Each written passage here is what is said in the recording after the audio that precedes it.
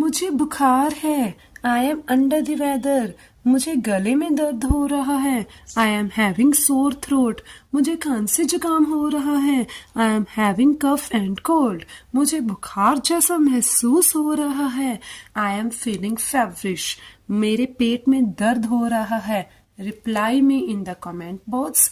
Follow my Facebook page Rabia Grover as well as Instagram page IELTS with Sophia to learn English. But don't forget to subscribe this YouTube channel IELTS with Sophia. Like and share this video.